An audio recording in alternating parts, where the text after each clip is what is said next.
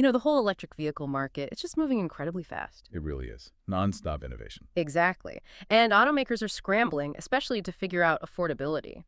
So today, we're diving into something pretty interesting, Ford's sort of secretive Skunkworks project. Yes, the low-cost EV initiative. Right. We're looking at how they plan to make EVs that people can actually, afford.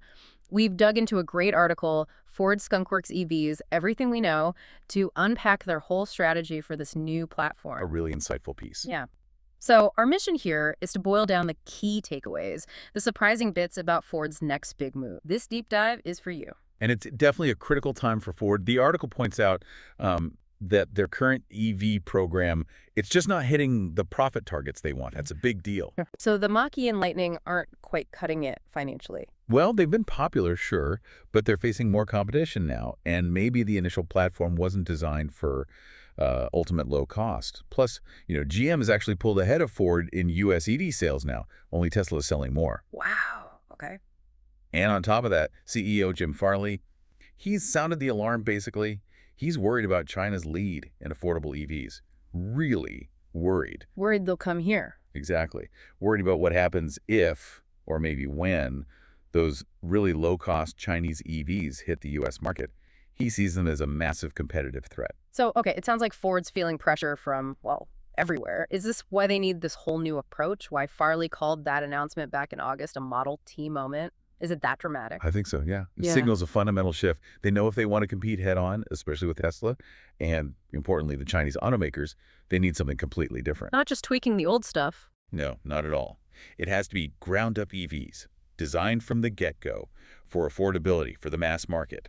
That Model T moment line is not just marketing fluff. It implies a total rethink, like the original Model T did for cars back in the day, democratizing the tech. That's a massive undertaking for a legacy automaker like Ford. So how are they actually doing it? What's the origin story of this Skunkworks team? Well, it goes back to 2021. That's when they set up this internal team. And the interesting part is the size, it's small, only about 100 people. Really? That small for something so critical? Yeah, deliberately lean. But here's the clever bit. They specifically recruited talent from rivals, people from Tesla, from Rivian, from Lucid.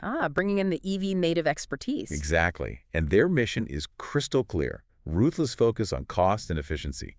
They see Tesla and the Chinese EVs as, quote, the ultimate competition.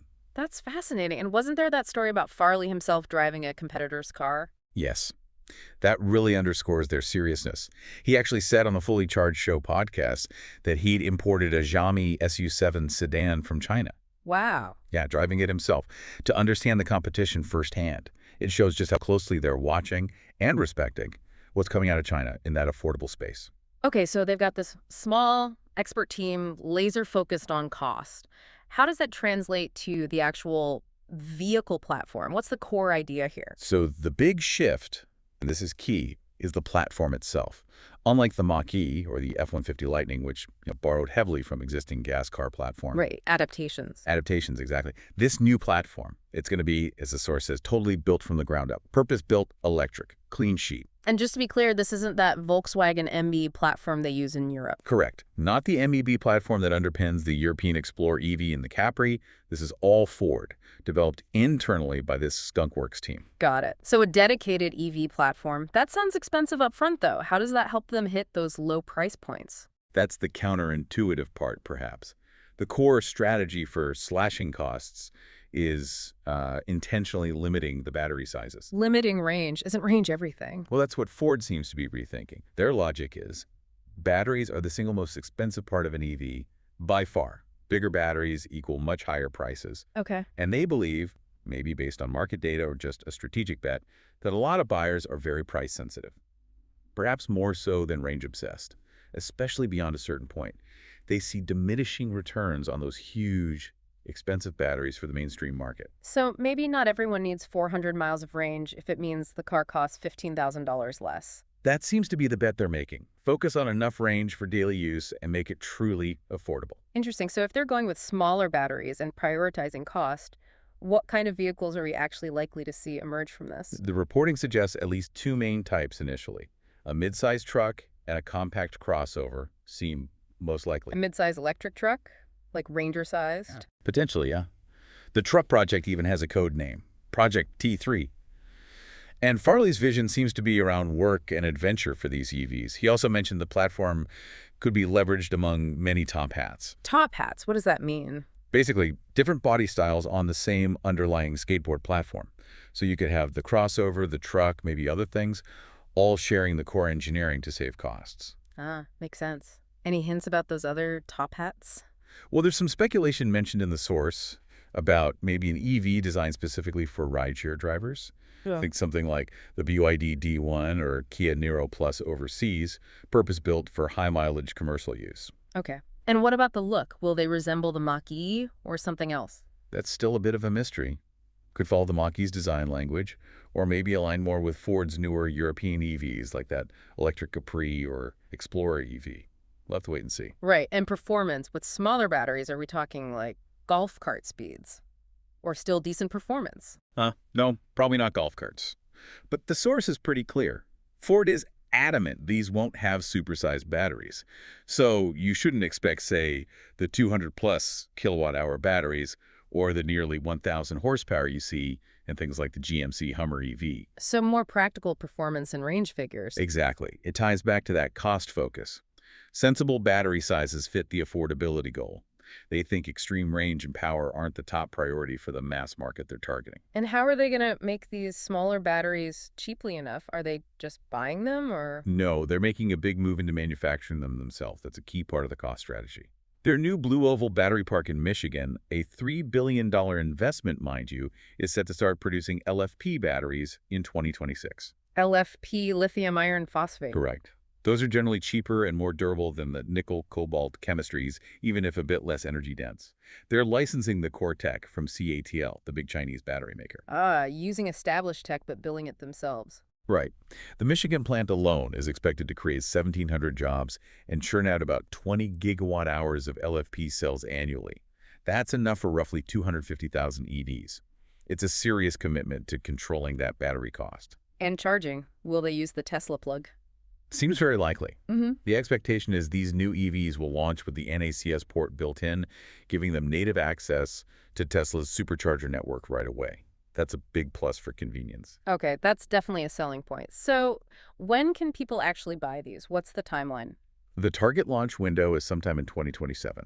Ford says they're aiming these at customers wanting more for their money, more range, more utility, more usability. So practical value is the theme. 2027. Still a couple of years away then. Where will they build them? Any ideas? Well, Project T3, the truck, has been linked to Ford's big new EV campus down in West Tennessee, but their plant in Louisville, Kentucky is also mentioned as a possibility. They probably want some flexibility there. Okay, now for the $1 million question, or maybe the $30,000 question. What about the actual price? Can they really hit that Model T affordability target? This is where it gets really interesting and maybe a bit contentious. Farley himself, on that Q2 2024 earnings call, stated they're targeting under $30,000 for the cheapest models on this platform. Under $30,000 for a new EV. That's the claim. Now, that might not be the starting price for the midsize truck, maybe more likely the crossover.